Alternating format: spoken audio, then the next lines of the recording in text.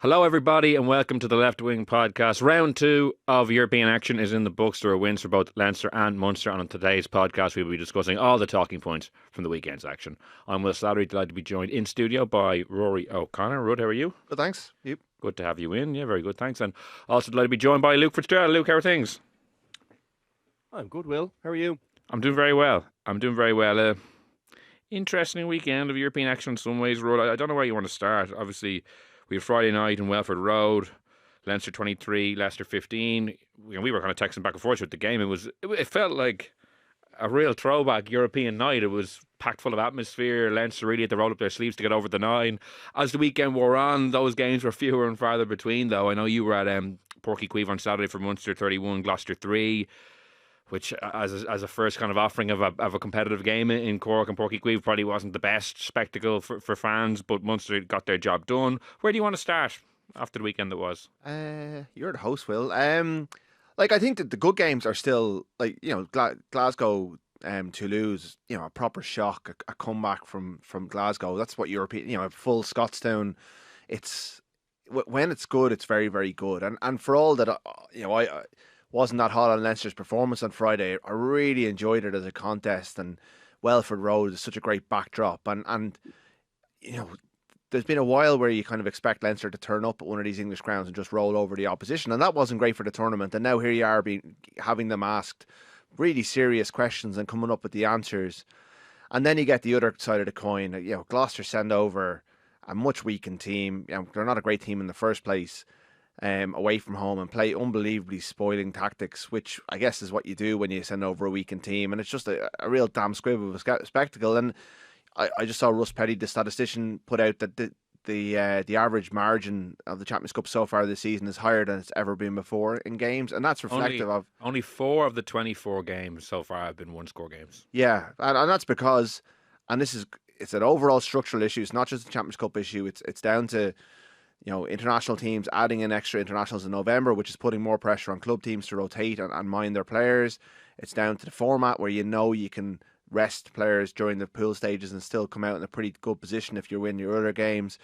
But ultimately, everyone apart from the Irish teams really and a handful of French teams, not all of them anymore, even La Rochelle sent over a weekend team to Cape Town, Port Elizabeth.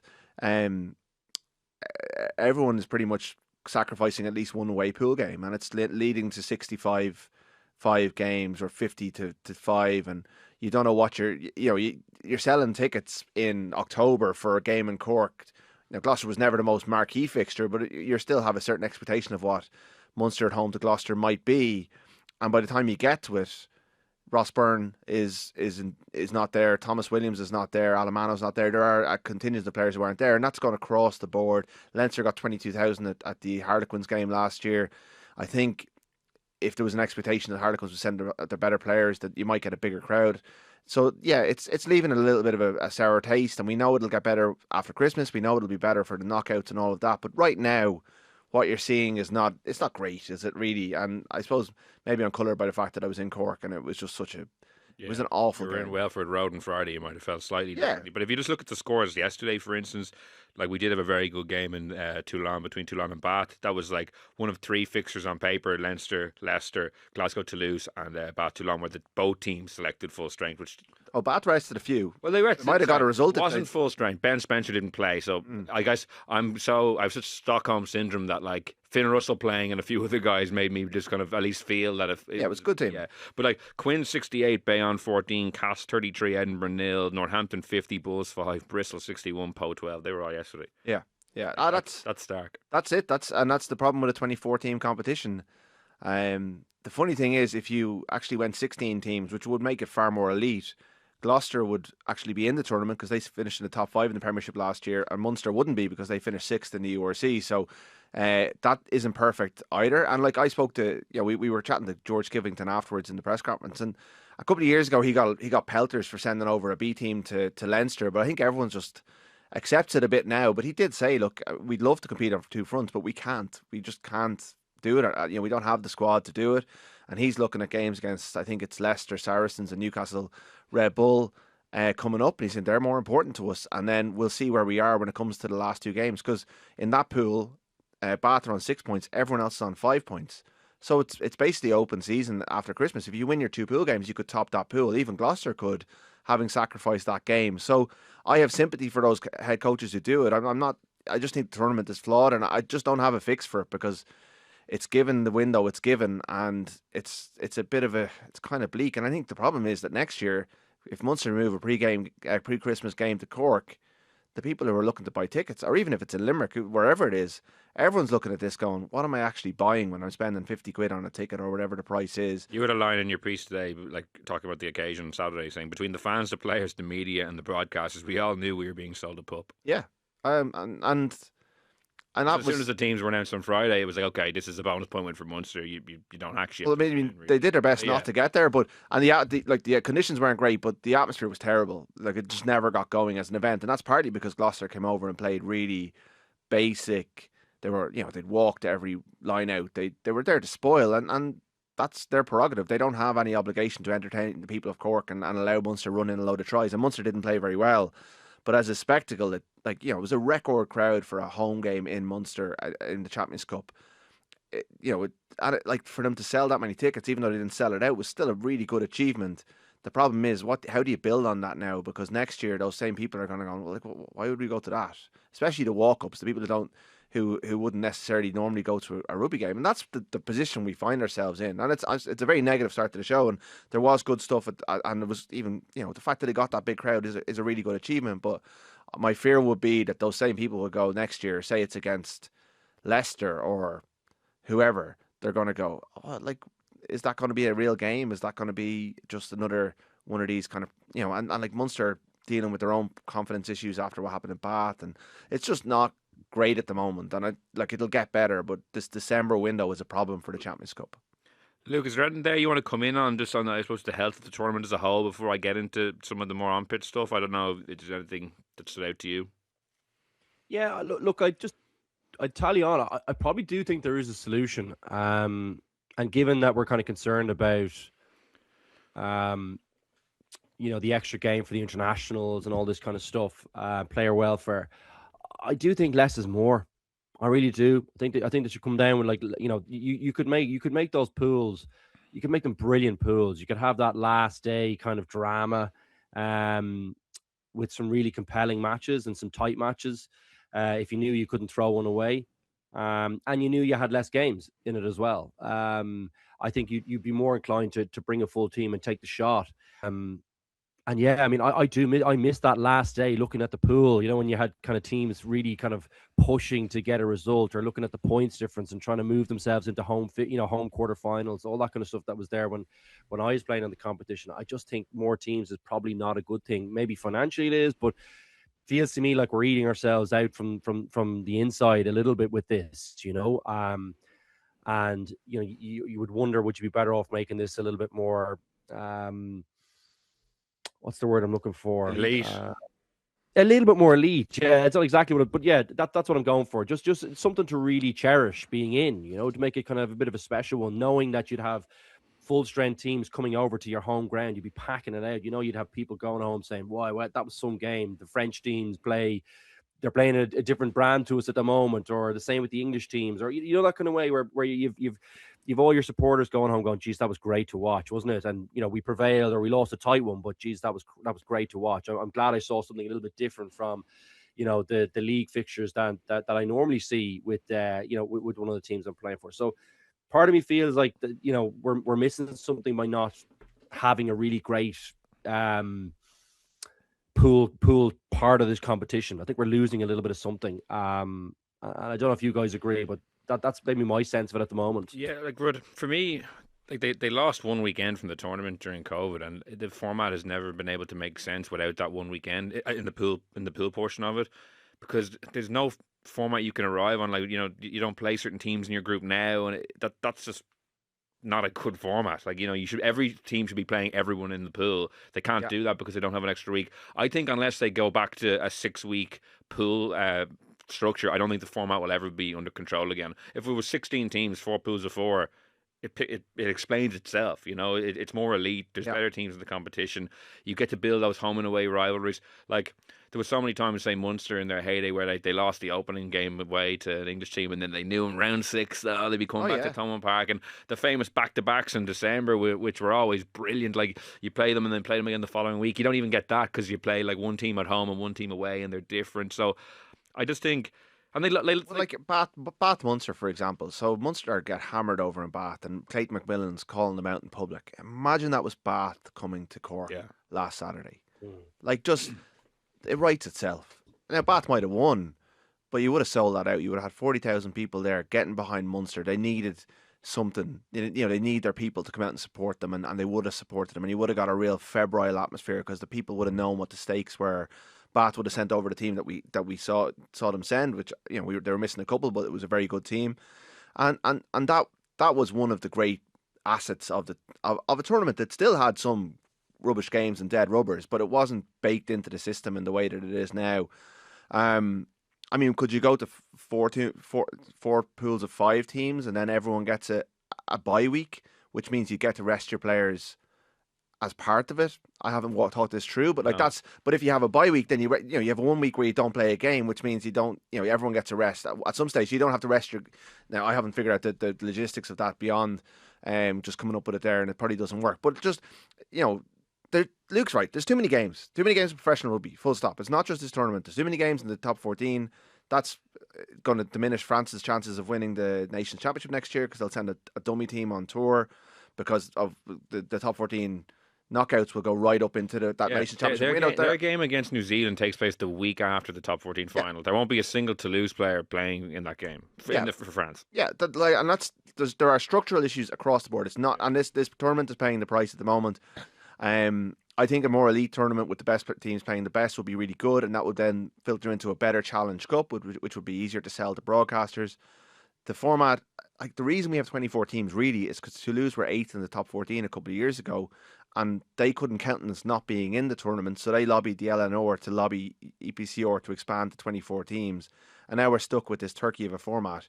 Like, they paid the price last year. They came second in their pool to Bordeaux, having not played Bordeaux because they lost 1 game point over in Durban, and that was wrong. That was wrong. Yeah, that seriously undermined the credibility of the tournament. The whole thing is, but it's there's all sorts of flaws. Like, the Stormers having to go, 3 flights to Port Elizabeth. Why can't they get not Stormers, La Rochelle, but the weekend is gone partly because there's more internationals, but mainly it's because of the top 14 and the Premiership are trying to prioritise their competitions. So and they're the stakeholders in, like, them and the unions and the URC are the stakeholders who run this tournament. So it's up to, like, it goes back to the global season and all this stuff. It's a flawed sporting landscape, and it's very hard to fix, and it's got a lot of self-interested parties that you have to get to the table.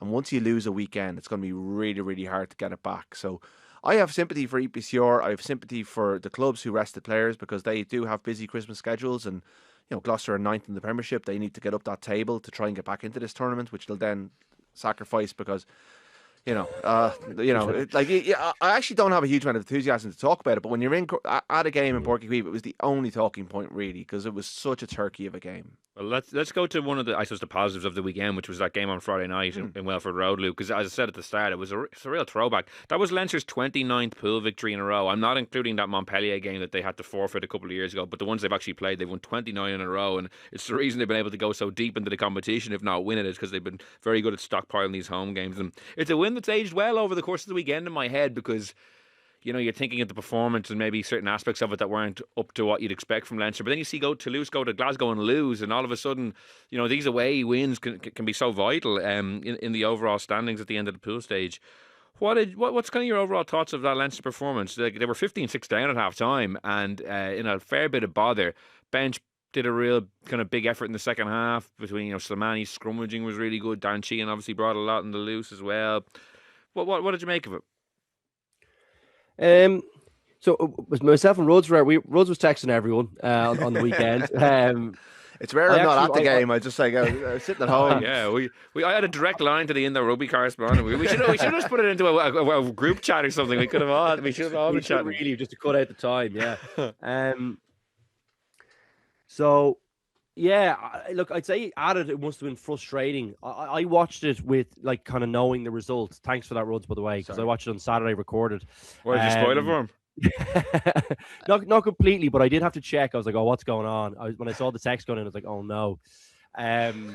But look, I did. We had a good kind of conversation about it, and I kind of I actually thought they completely dominated the game. I thought it was very picky by the ref for the Tommy O'Brien try. I paused it at the very moment that the ball left Kelleher's hands. Wow, that is tight. Like that he makes that call. Now the only thing I'd say is that he had a feeling because like his back is to it when the ball leaves Kelleher's hands, his back is to Henshaw.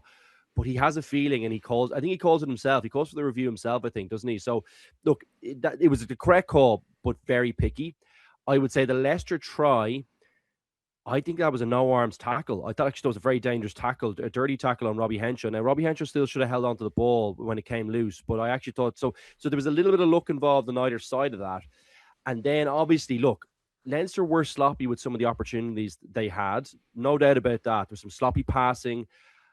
I thought they kicked terribly from some really strong positions. Like the amount of times they got blocked down, like Gibson Park got blocked down 2 or 3 times in nice positions where he's about to kind of put a grubber through or a bad decision for a kick. Kieran Frawley does the same thing when there's an inside pass on after a lovely bit of play. There's a really like easy inside pass.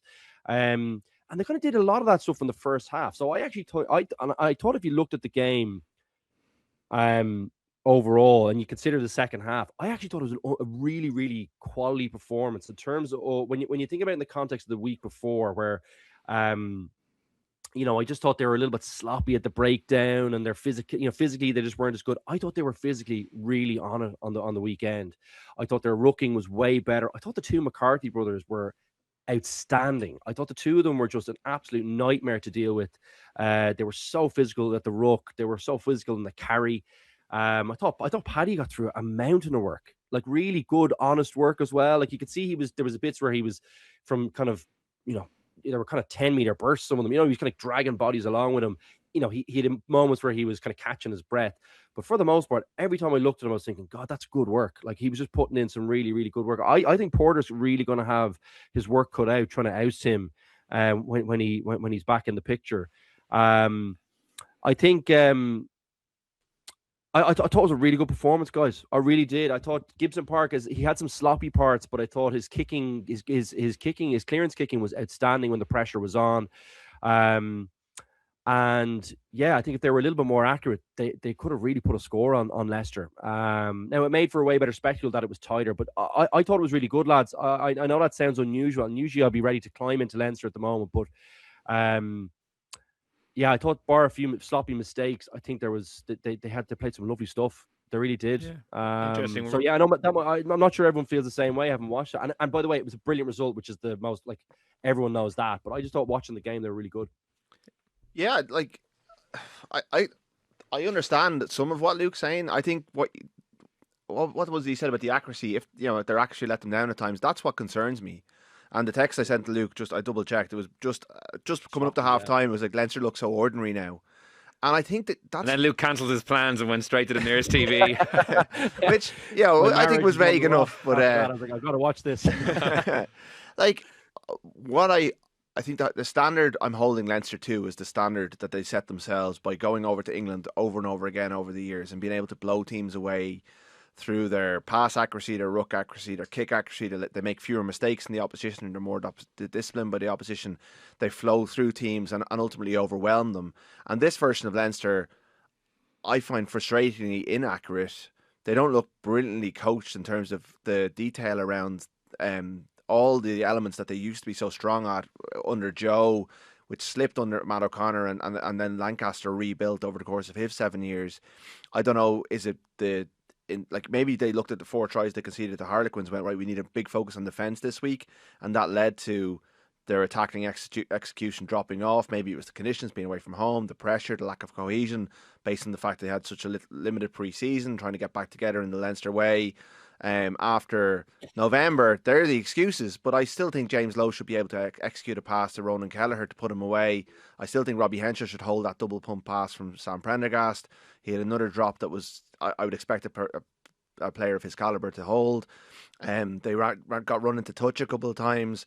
I think the Henshaw one, yes, it's harsh. Bruce was, I think, just how have you got here so quickly? How are you here waiting for the ball? You must be offside. So he went and checked it, and it's only a second. But Peak Leinster had that detail down to an absolute T, and would never have jumped the gun because they would have lived in fear of what Joe would have said on the Monday. And I've held it up as a negative for Joe over the years, but I think that was where the great strength of Irish rugby was. Everyone knew where they were supposed to be at the right time, and they were ahead of the opposition, and the opposition was always on the back foot because Leinster were 2-3 phases ahead of everyone else. And that's where I'd be worried for them. But if they have the capacity to fix that, they have all the other elements to go and win this tournament. They have the athletes. They've discovered, it's not discovered because everyone knew he was coming through, but Paddy McCarthy and Jack Boyle, who I thought was exceptional off the bench. The only limitation for Paddy McCarthy and for nearly all of the Irish props at the moment is the scrum. I mean, the game-changing try comes from a scrum where if it hadn't squirted out the side of the scrum, I think it's going to be a bit Leicester penalty. Yeah, and he probably could have gone to either a reset or a penalty. And Gibson Park finishes it brilliantly. But it's funny because I don't like some of the points. It's funny when you can look at a game and then someone, like the way Luke described it, I can actually see what he's saying, even though that's not what I thought coming into the studio. I was probably more aligned with maybe what you were saying, Ruud. But Luke, like that, you can't underestimate that Gibson Park moment. Like Leicester potentially getting a scrum penalty. What's the score that side? 15-6 still to Leicester. Like that's a game. Like that's such a turning point in the game. Harry Byrne maybe pull back the penalty at that stage. Maybe, no, because he kicked them 16-15 ahead. Yeah, so it was 15-6.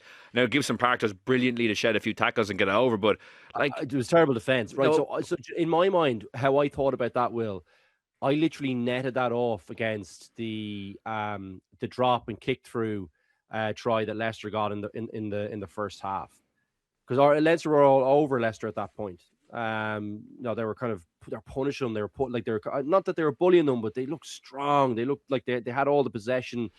And I felt like in my mind, I netted that lucky try that Leinster got off the scrum to that lucky one, because it's clearly a no-arm tackle. It's a dive at the knees. I thought it was a dirty tackle, actually, to be honest with you, when I looked at the one on Henshaw, and it wasn't even looked at. I actually slowed it down and paused it at the moment. You can clearly see he's got no arms and he's diving, below. I want to go back and watch this now. I don't even remember that incident. I just thought, that's not even.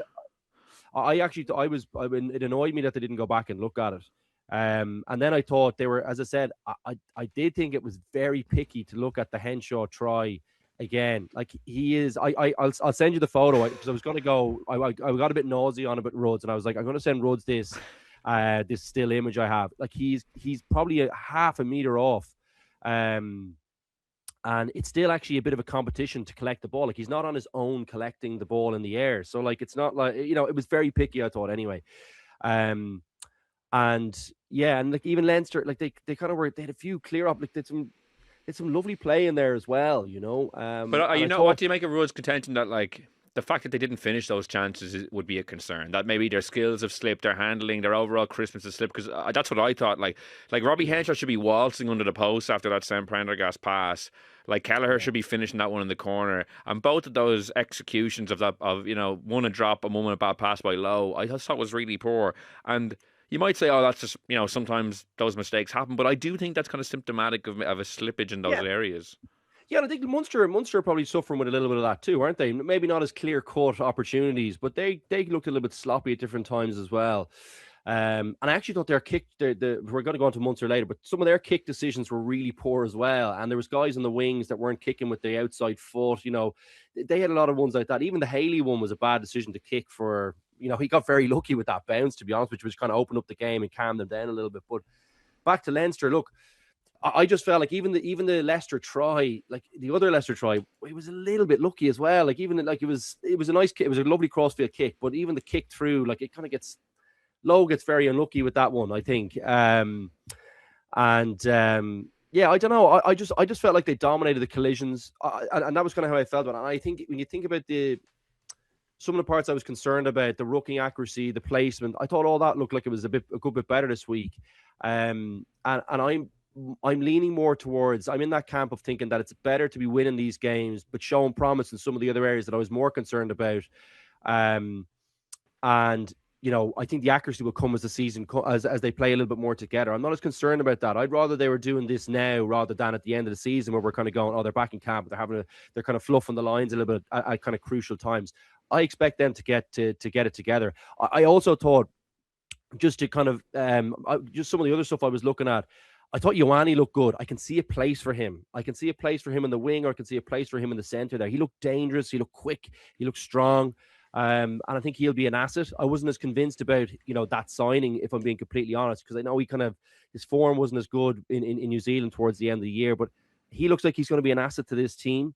And I actually like Byrne. I know he had he one crossfield kick. He's got to nail that one, but it was well. He saw that one well. I remember the one from in the first half to Tommy O'Brien. Tommy O'Brien probably could take it as well, but for the most part, he looked solid defensively. I didn't think he tried to overplay that much, and his kicking looked solid off the deck. I think he's for me now Leinster's first choice at 10, and he gives you that solidity around the defence. And I'm really looking forward to seeing what kind of happens over the next couple of weeks before Irish camp, because I think now he should be Leinster's first choice. So they were maybe some of the things that I was thinking about. Well, I was like, okay, well, the 10 debate is a key part for me when I look at Leinster, because I'm unconvinced about Prendergast on the defensive side. I thought Ioane looks like he's going to be dangerous. He's going to be an asset, and I thought physically they look really strong. When McCarthy comes back in the team, and you get Snyman back as well, all of a sudden this team looks like really, like, it's so physical. And remember, they lost Conan after, was it 2 minutes? So, and he was brilliant the week before. So, like, I just think there's lots of positives here. Porter to come back in the team, Furlong there as well. I don't know, guys. I think it's going to get better with Leinster. I don't think it's going to get worse than what we saw at the start of the season. And that's where I was once they get the win, they put themselves in a strong position in terms of seeding in the pools. I think this is going to be a very hard team to beat this year. Personal opinion. Yeah, like they should be. Like, they're one of the top 3 or 4 teams in the tournament. My concern would be that, and again, like, we haven't seen them being able to build on anything because they had a crap preseason because of the Lions. Then they go off, and most of them play 4 games in November, and now they're back trying to put it all together. A lot of them will get a break now in the next 3 weeks over Christmas, and then they'll be back for La Rochelle at home. Presumably, Rog will bring over his strongest team, a really good test of where they're at. Bayonne away. Bayonne could be out by then, so that, like, they're in a really strong position. And you look across the pools now. The Toulouse have lost, as you mentioned.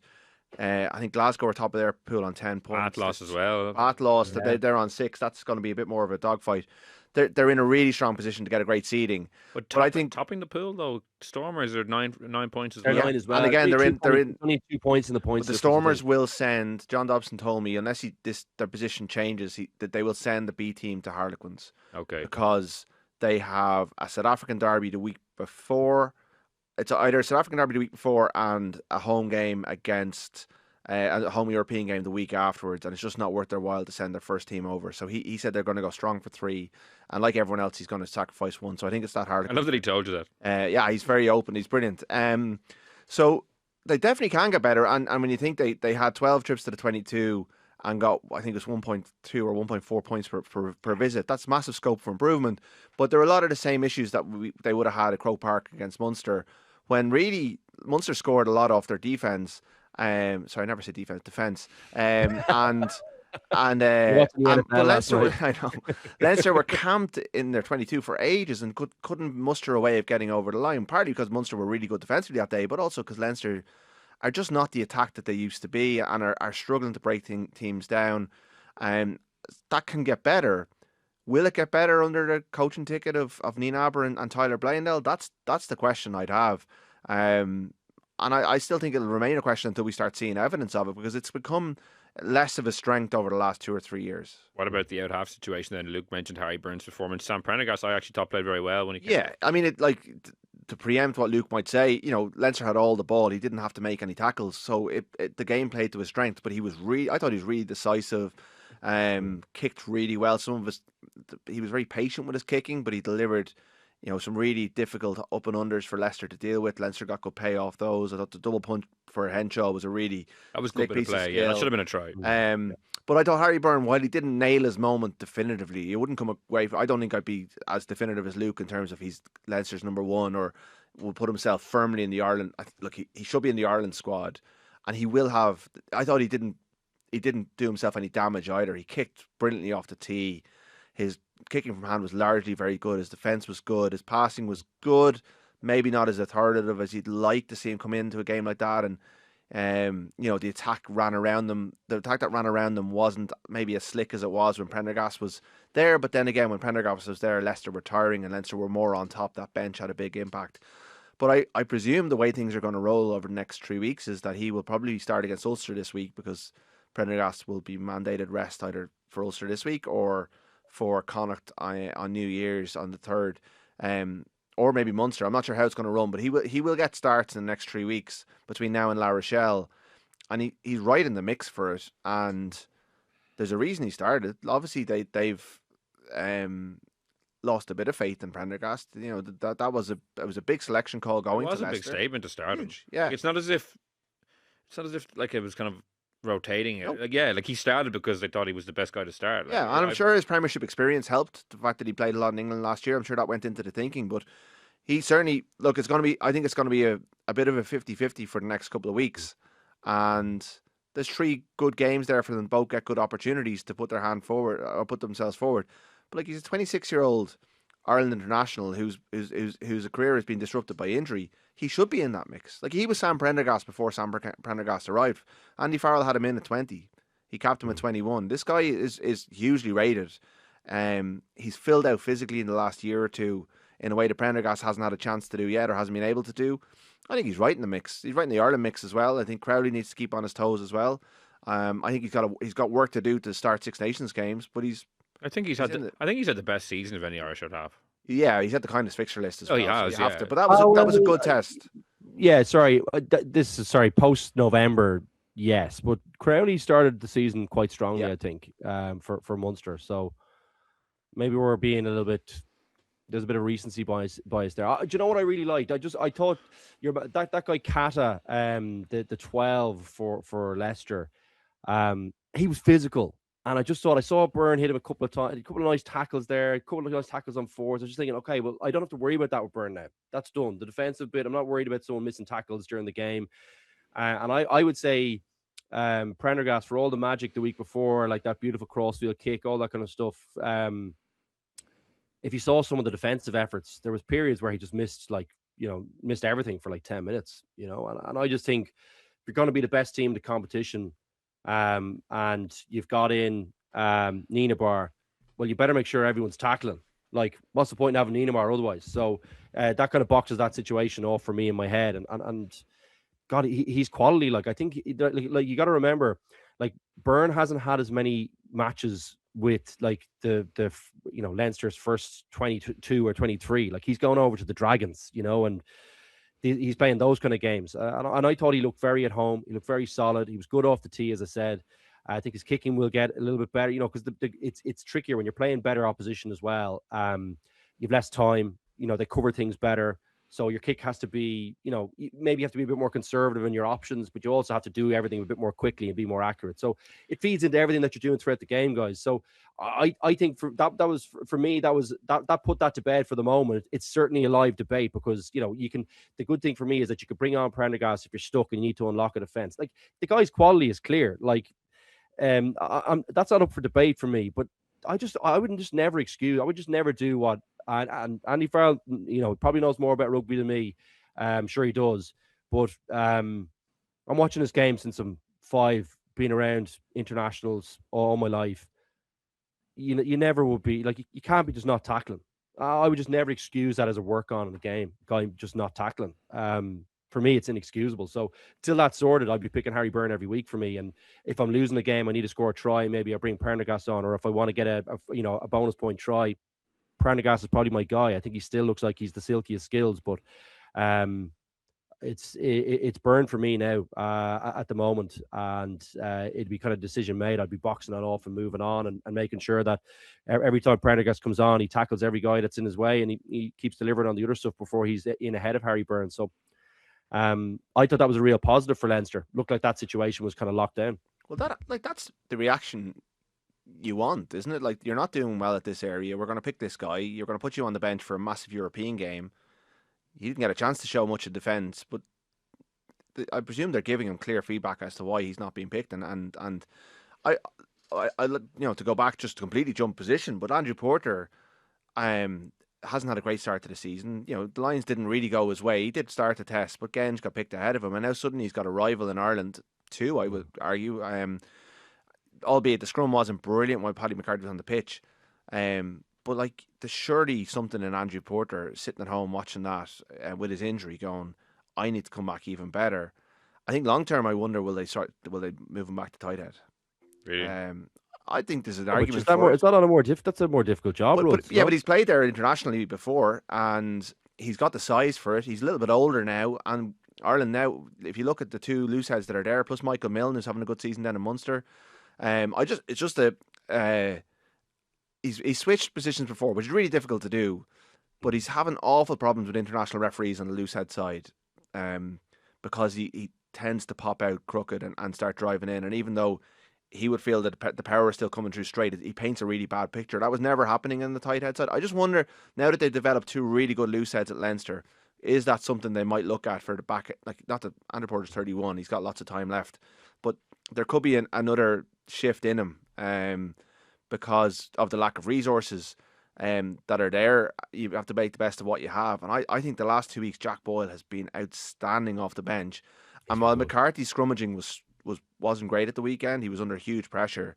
What he gives you around the park, and that 1-2 punch of him and Joe is really an asset. That's the energy those two players give you is there's phenomenal. that intangible thing of them being brothers as well that I feel brothers. I feel like it feeds into the performance somehow. I don't know. There's no way of quantifying it, but I just wouldn't like to get in the wrong side of him in a bar somewhere, would you? No, we missed it. It wasn't picked up on camera, but Keane over there, he was texting me wondering was there any replays, but during that Schmozzle following the James Lowe, it was Lowe on Roebuck on the wing. So some Leicester player grabbed Joe, and suddenly Paddy, the red mist came over him, and he piled in on top of him, and Joe was laughing about it afterwards. But there's going to be penalties. There's going to be moments where the discipline goes with the two of them, because they bring that. That's part of the package.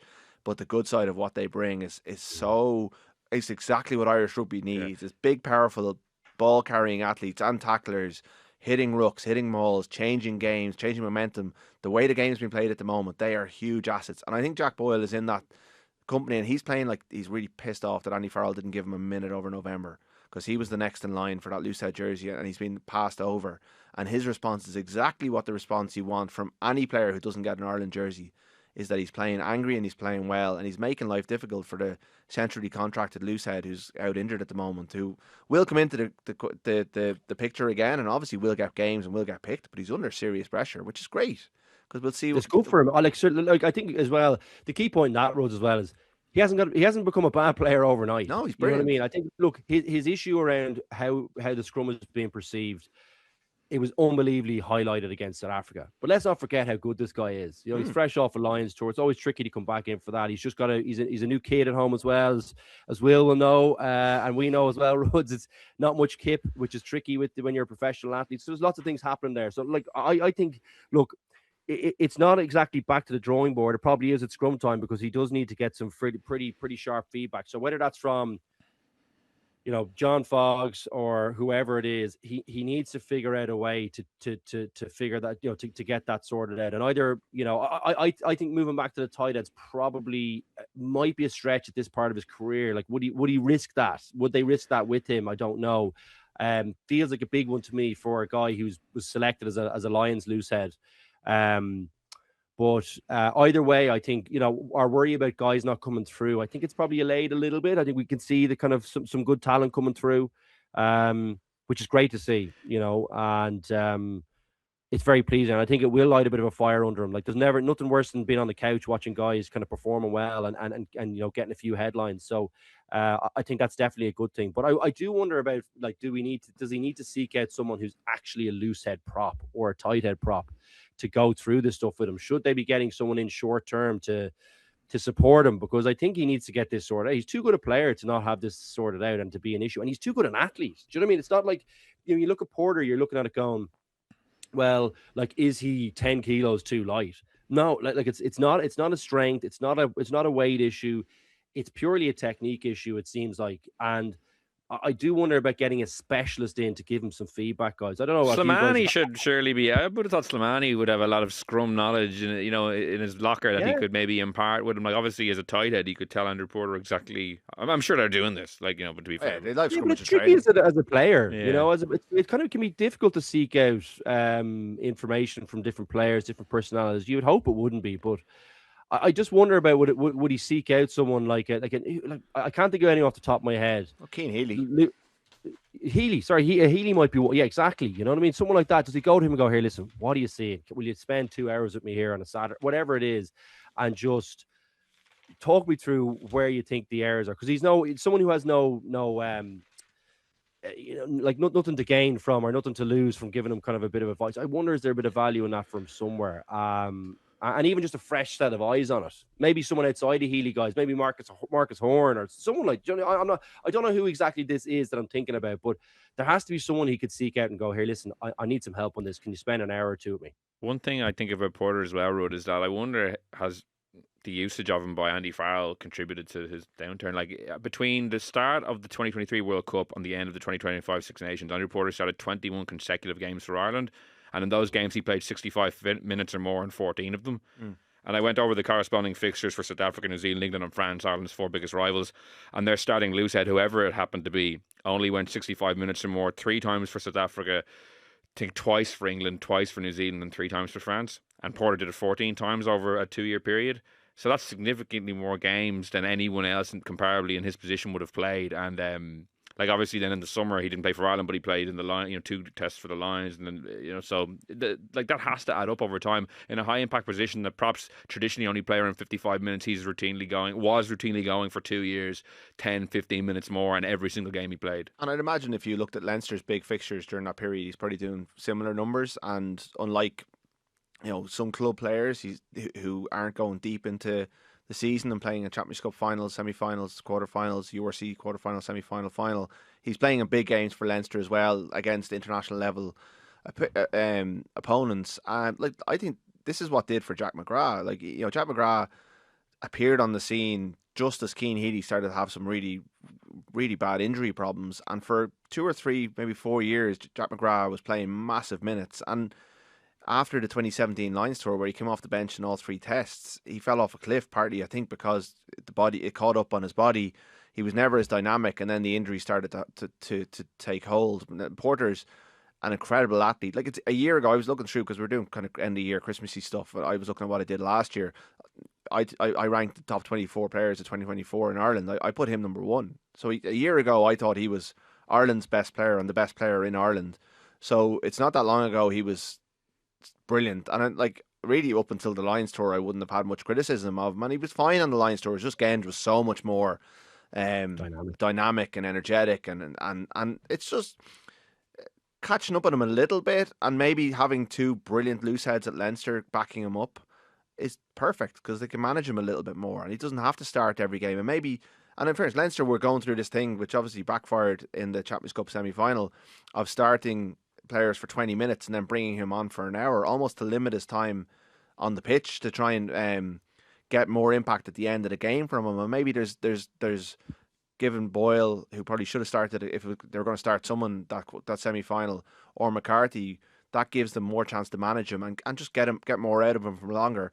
I mean, it's only, to go back to the tight head thing, it's only 2021 he was playing tight head in the Six Nations for Ireland, I think. Maybe certainly 2020, but up to 2021. He was picked on the Lions tour as a tight head before he got injured. It was November 2022 that they started that switch. November 21. 21. And he became brilliant. He was loose head growing up. So I just think the scope to look at it, whether they do it or not, I don't know. But it's definitely something I would look at, and it might give him a bit of longevity. Obviously, it's a tough position, but it probably asks a little bit less of you around the pitch in some ways, and it allows you maybe have a more, Finney Beelam's quite deep into his 30s now, and the profile on the tight head side is not as healthy as the profile on the loose head side. So it's a speculative one. I haven't heard any information about it. Maybe it'll never happen, but I'm not writing Porter off by any means. I think the competition will be good for him. It will inspire him to get better, and he will be better, and he will have a big part to play. And if he doesn't get better, then he's going to be at risk from his position, and he knows that as good as anyone. So that's a really healthy thing for Leinster, and it's a healthy thing for Ireland as well. That's you know, the only thing is that you need these lads to all be top level scrummagers, and there's no point in praising Paddy McCarthy to the hills on the back of Friday night for all he did around the park if the scrum was under pressure, because we know what happens if the scrum is under pressure at the top level, and that's the concern across the board. Whether it's Ulster getting scrummed off the ball in the last minute against Cardiff, to Munster's issues at times. I know they got it right at the end, but like all the Irish teams are struggling at scrum time, and it needs to be right front and centre of these debates around players. Yeah, so Leinster take on Ulster on Friday night. That'll be a good one at the Aviva Stadium. Let's talk about Munster then. Munster 31, Gloucester 3. You were in Pairc Ui Chaoimh, as we mentioned. Took Munster until the last kind of 15 minutes to really pull away in the scoreboard. Got the bonus point try, so it was job done. They're back in contention now to qualify from the pool after losing the opening game to Bath and not getting anything out of it. How would you characterise this game? Well, I think we should probably go back to the team selection and how Clayton McMillan wielded an axe to the team that started in Bath. Absolutely ruthless stuff. There was very few second chances. I think he made 9 personnel changes and 3 positional switches as well. He was unsparing. He does a press conference on a Friday. He's got a bordering on embarrassment. He said that the embarrassment of last week will live in the pit of our stomachs, and that will inspire us. It was really strong stuff from a coach who's only just in the door, but he clearly didn't like what he saw from his players. Dropped his starting props from the 23 entirely. Both the starting wingers dropped from the 23 entirely. He went with 3 fullbacks in the back 3. I was really impressed by it. I thought this is what Munster need. They need a bit of harsh home truths, and unfortunately didn't get a great response because Gloucester played quite well in the limited game plan that they played. They were very frustrating. They decided to kick long and on and just pin Munster back into a ferocious wind, and Munster struggled to put anything together. And he spoke afterwards about how he felt that they were almost trying too hard. Sometimes the thing you want the most is the thing that holds you back, and they were forcing things, but they really, really struggled to rise above what Gloucester put out there. Didn't think the halfbacks were great. There were moments where they sparked into life, like the try on counter attack. They were lucky with the bounce back into Haley's breadbasket, but apart from that, a lot of what they did was pretty poor. Their scrum was weak. Some of their handling was poor, and it turned on a moment to look like that box kick that deceives everyone and bounces back up into Craig Casey's hand really just gave them that spark and they get the yellow card off the back of that, and then they go and score 3 tries in the last 13 minutes that gets the gloss and gives them the result that gets them back on track. It wasn't a day that would inspire you to go back in Munster to do anything this season, but at the end of the day it was a 5-0 win. They held Gloucester scoreless for 77 minutes. They had a record crowd and they're back on track, but yeah, it wasn't convincing by any means. Luke, what was your assessment of their performance? I think Rory encapsulated a good bit of it there. Yeah, I mean, I thought they found, so like, I thought their shape looked quite good. I thought they were able to find kind of some space on the outside channels at times. You don't always want to be going over the top, and they found themselves doing that quite a lot to their wingers.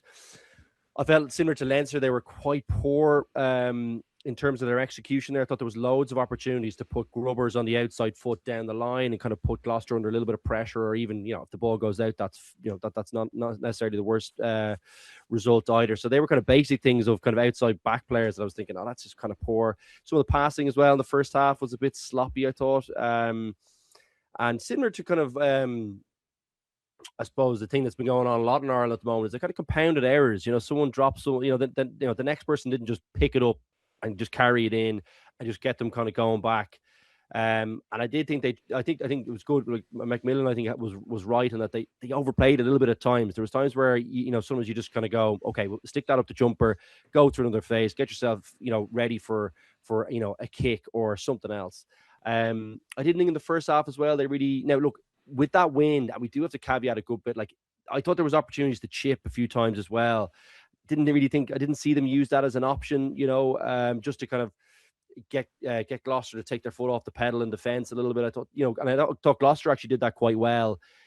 Conversely to Munster on occasion in the first half, there's a nice little chip over the top. They got a little bit unlucky with a bounce, and someone tried a crazy back pass, but it was a mixed performance. I think it was a bit messy, but I did think the conditions were quite poor. I thought their defensive line out was excellent if we're going for a positive, I suppose. So I'm just kind of thinking off the top of my head. That was really good. I mean, the clean Gloucester out there. I mean, Gloucester were in some good positions and could not get the ball out of touch. So that was a positive. And look, they kind of muddled their way into that last kind of 20 minutes. I think they were decent. They played pretty good, and the crowd kind of got what maybe they thought they were going to get when the teams were named. And one thing I would say is it's probably hard enough, aside from the, it's hard to judge them because of the weather. And it was pretty poor. It's also hard to judge them what Gloucester put out. Kind of way to say Munster are back off the back of that. I was kind of thinking, oh God, I don't know. That feels like a big statement. I wish I'd seen a little bit more from Casey and Crowley. But I just did think it was very difficult conditions. I will say that in their defence. So good to get the win, good to get the bonus point win. They can kind of move on from this one now and kind of get back into a bit of a rhythm again with the team, because they have been going well before the breakup in November. So I think, and in fairness, that loss before those 2 losses in a row, that was a bad loss at home before Bath as well. So we didn't really discuss that much from a good position. So they need to get a win, gets them back moving in the right direction. I think there was enough there for me to say, yeah, that was, there was some positives to take from that, and they can kind of move on from it.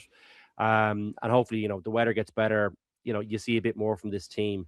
And yeah, I know there's a kind of jumble of ideas there, guys, and it's probably reflective enough of the performance, I think, as well, wasn't it? Like there was some good stuff, some bad stuff, and that's kind of that. I wish I could take more from it. I wish there was a better team in front of them to say, okay, well, that's a good win against a good team. It wasn't like it was a good win against a poor team that they probably were expected to kind of put that score on anyway. Just to go back to the halfbacks, I thought Munster at times were guilty of playing to a pattern and not playing to what was in front of them. And the press box in Pairc Ui Chaoimh is really perfectly situated. It's a lovely high vantage point, and it's obviously easy to see things from there. But there was a couple of times Gloucester got their backfield completely in a hames, and Munster never looked up and spotted it. There was loads of space. The in-goal areas there were huge. There was loads of opportunities to just dink the ball in there and back your pace. And if you don't, you're going to get the ball back off a goal line restart. So you can keep turning them. Like there's a lot of safety in kicking in behind them. Even into that win, there was definitely opportunities where Crowley and Casey and the other players as well. But the key decision makers made the wrong decisions and played into the teeth of a Gloucester defence who were only too happy to soak up what they were getting instead of turning them or spotting the space where it was. So I think that's a big thing they can build on. They have a lovely attack shape and they snap into it quite well, but sometimes they look like they just want to show people that rather than actually play what's in front of them and attack into the areas where the opposition is weakest. The only thing I'd say in that, Rhodes and Will, I do think that was a serious win. You know what I mean? Yeah, like you got to say, like if you got the kick wrong, I know you're not saying that, but to me, I'd have been saying, oh, like God, if you get that kick wrong, you're gonna be getting pinned back. But there was literally there was nobody home, Luke. Like there was nobody in the backfield in the entire half of the pitch. Bird's eye view on it. My sense was that there was a serious reluctance, and once you get one wrong and they kind of ping you back, you're saying, oh, right, let's just hang on to it and try and get through this half and punish them in the second, and take your opportunities where they come. But yeah, no, look, take the point. I wasn't there. I didn't see. And it's very hard to see that from the television, to be honest. My sense is that if you were thinking about it, you go, oh, God, if we give this away, we're getting stuck back in our own half. And they kind of done well to soak up some of the pressure that was on them in the first half with lineouts. And I was kind of thinking, ooh, maybe we'll try and break them down with ball in hand, which is generally where you like to go to in the when the wind's with you. The more passes stick that way. Generally, it was always our thinking anyway. Is it Ospreys away this weekend? Yeah, Ospreys away, Leinster home, and then Ulster away.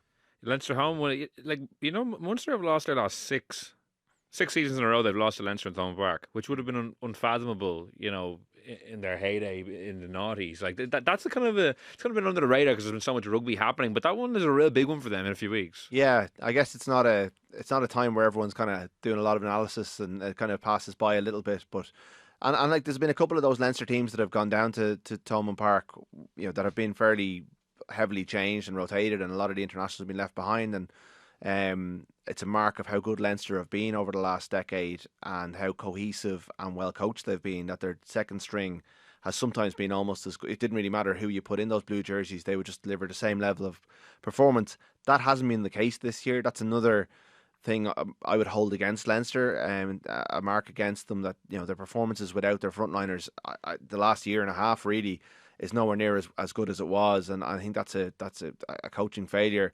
and that would leave you to think that having beaten Leinster already this year, McMillan basically said he will rest his internationals either side of that game, but he'd have his head taken off if he rested them for the Leinster game, which is fair enough. So Ty Byrne, we saw last year that wasn't the case, so I'm glad he's come out and said that. It was Crowley, wasn't it? Yeah, Crowley didn't play last year. Sam Prendergast got man of the match, and Crowley wasn't even playing. You got to give your supporters something, lads. Yeah. You have to give your supporters something. It's not like rugby can afford to just this is one of the biggest fixtures in world rugby in terms of club rugby. That was a real disgrace. Like I know it's like a year ago now, but I'm like, that was such a disgrace that Crowley didn't play that game. But I just don't get that. Honestly, I think it's bordering on. I'm not saying this is a Munster thing, by the way, because I think Leinster do some of the same stuff as well. But it's like bordering on arrogance in terms of how you treat your supporters. Like, it's Christmas time. People are spending money and time to go to the match to see the best. Like, I never wanted to miss this match ever. Like, it's one of the best ones of the year. I hope Leinster do the same thing. Like Leinster, if I'll be judging the Leinster coaching ticket quite harshly, as like obviously I have to be unbiased here when I'm talking about clubs, but I'm a Leinster guy. After what happened at Croke Park, I'll be seriously pissed off if I don't see a real team going down to Thomond. I'll be really pissed off, and I'm sure a lot of other supporters will be feeling the exact same way. They have a right; they need to wrong there, and all the kind of the celebrations and stuff after the match as well. Surely that would have hurt them big time. And Zebo jumping around the place and all like that. Like surely the lads will be fuming about that and trying to settle a score. I'm already annoyed about it. So I'm hoping they're watching that going. They better I'm delighted McMillan's saying they're playing their first team, because this should be an absolute crunch. This should be, the Irish places are on the line here, and Munster should be still pissed off about how many people got into that November international squad. So there's loads to play for this, for both teams. Pride for Leinster, and I think pride for Munster in a certain context as well, because more of those guys will feel like after how they started the season, they should have been in Andy Farrell's, in squads and in match day squads too. So that's a mammoth game. Delighted McMillan's taking it seriously. Just hope Leinster don't do something. I nearly say it's shameful. I would say if they put because they've Ulster on Friday, and then they've Connacht after Munster. They're both home games. So I don't know if that'll play into it. But do you think it'll be like, say, half the frontliners on Friday against Ulster and half against Munster, or will it be rotated this Friday, full team for Ulster? If you just had to guess at this stage, Rod. It's a good question. That's traditionally what they've done in the last couple of years. There have been times where they've sent down a real, none of the internationals, but they got a week off before the Champions Cup, so they were able to manage that Dragons week. So that's one down that they've already chalked off. So maybe they'll have them for 2 of these 3 games. And I'm sure Farrell, part of him obviously wants to have the lads fresh when he goes to Portugal in a couple of weeks' time ahead of the Six Nations. But I don't think resting Jack Crowley did him any favours last year. It was like a final trial that he wasn't allowed to take part in. And Prendergast got man of the match and then started against England 4 weeks later. Yeah, and we saw in Croke Park, that performance by Jack Crowley in Croke Park basically got him the gig for the All Blacks game. So not having that opportunity really weakens your case.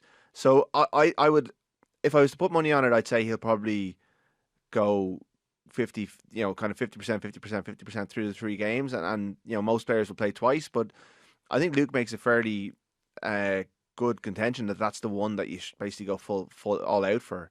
The teams are out on Christmas Eve, so I hope for Luke's family's sake that they do go full strength, because he'd be pretty crotchety over across Christmas Day. There was actually steam coming in my ears as I was talking there. I was like, I'm getting angrier thinking about this. Like, they better pick a full team for that. Well, you definitely haven't forgotten about Simon Zebo's post-match reaction. You were definitely getting amped up. I was just like, how is this happening on TV? I just don't like it. It's so biased. I'm like, and Siebes is like, I get on well with Siebes, but like, you just can't be that biased after the game or throughout the whole, his whole commentary. I'm like, what's going on here? What am I watching? No, look, everyone wants to be playing in that game. I just hope they pick the right, and the supporters deserve it. And the players should want to play in that one. They should be pushing the coach saying, no, you don't rest me for Munster. That doesn't happen. I'm fascinated to see what Ulster do against Leinster on Friday. Like, last week was a bit of a body blow, but they were down a couple of bodies. But they've had a good season. They're making really good progress. They have a couple of players who will be looking at a game against Ulster a game in Dublin as a real opportunity. I'm sure Richie Murphy all week is going, if you want to be in that Six Nations squad, Jules Postlewaite, if you want to play for Ireland, you're up against probably Rico Ioane here on Friday night at the Aviva Stadium. It's been a bit of a graveyard. Well, I think they could win on Friday. They beat Leinster back to back 2 seasons ago. They definitely could, and look, they're down a couple of forwards, and that would be a concern because Leinster, no matter who they pick, will have a powerful pack out there. But if you want to get into the Ireland squad, and we do get plenty of correspondence from different teams who have players that they want to get in, but these are the games where you change Andy Farrell's mind. And if Ulster want to be taken seriously this year, and they made a really good start to the season, this will be a really good one to turn up and produce something. Even if it's a bonus point away to Leinster, that's a good point. But if Leinster do rotate and do rest, and like Leinster are not tearing up trees this stage of the season, that's a really bit of a bellwether game. And if Leinster are going to build on last week's game, and if those players are going to get back to the levels we know they can get to, putting Ulster away and saying back in your box, there's a reason he's picking us for Ireland. That will be, that would be a statement from them as well. So I think Leinster's fixture list, the fact that they have 3 interpros in a row, they've absolutely dominated. I know no one cares about the Irish Shield, and they almost are embarrassed to accept it at the end of every year. But they have so dominated the interpros over the last couple of years that it's become like that. I mean, actually, really, that Shield should mean something. It's like the old Interpro. It should be a really hotly contested. I said it once before. They should call it the Anthony Foley Cup and make a big presentation about it every year. I agree, but at the moment, it's the Leinster Shield, and it's like they don't even have to think about it. They're just going to win it every year. And for Irish rugby to progress, really, that has to become. We want these games to be really competitive. This is a really good indication the next 3 weeks of whether Leinster have come back to the pack, whether the other provinces have improved to the level where they can take them on. And that's probably the biggest kind of storyline of the Christmas period is how close can the other 3 get to Leinster in these interpros as Leinster rotate and deal with the issues we've talked about.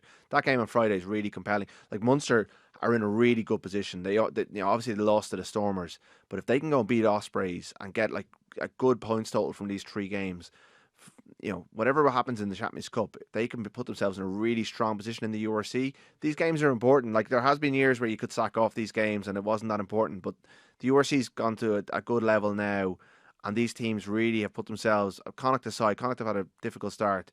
The other 2 have put themselves in a good position to put themselves in a really strong knockout place come May and June. This is where you earn it, and there's a lot to play for in the next 3 weeks, and it should be really interesting. Yeah, no, it's definitely it's an exciting festive period for sure. As we said, starting with Ulster going to Dublin to play Leinster on Friday night. The other results of the weekend: Ulster 26, Cardiff 29. Callum Sheedy kicked a last-minute penalty after Cardiff got a bit of scrum dominance at the very end. Ulster were 26-12 up, I think, in the second half. Got a couple of yellow cards. I'll be disappointed there. Connacht get back to winning ways 52-0 against the Black Lions of Georgia, who just looked completely overmatched. And it was going to be a long night when the opening kickoff was fumbled into touch on their own 5-metre line somehow.